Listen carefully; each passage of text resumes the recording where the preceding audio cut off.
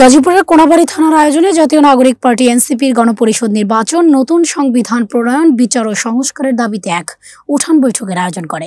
শুক্রবার বিকেলে অনুষ্ঠিত এই বৈঠকে স্থানীয় নেতৃবৃন্দ ও দলীয় কর্মীরা উপস্থিত ছিলেন। সহকর্মী মোহাম্মদ আলমগীর হোসেনের তথ্যচিত্রে থাকছে বিস্তারিত।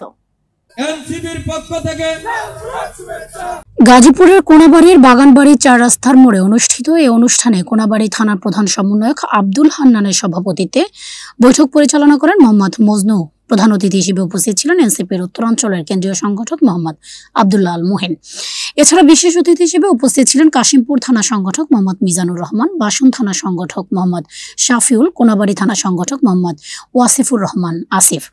ওয়ার্ড পর্যায়ে প্রতিনিধি হিসেবে যোগ দেন কোনাবাড়ী থানা 9 নং ওয়ার্ডের মোহাম্মদ হাফিজ ভুইয়া, 10 নং ওয়ার্ডের জামিল হোসেন এবং 8 নং ওয়ার্ডের মশিউর রহমান। বক্তারা এ সময় গণপরিষদ নির্বাচনকে যুগের দাবি আখ্যা দিয়ে নতুন সংবিধান প্রণয়ন, বিচার ব্যবস্থা সংস্কার এবং জনগণের অধিকার প্রতিষ্ঠায় এনসিপির অঙ্গীকার পুনর্ব্যক্ত করেন।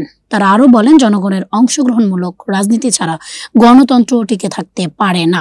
এ সময় জাতীয় নাগরিক পার্টির উত্তরাঞ্চলের কেন্দ্রীয় মুখ্য সংগঠক মোহাম্মদ আব্দুল্লাহ আল মোহিন সরাসরি সাধারণ মানুষ ও জনগণের মৌলিক অধিকারের লক্ষ্যে মতবিনিময়ের মাধ্যমে অনুষ্ঠানটি সমাপ্তি করেন।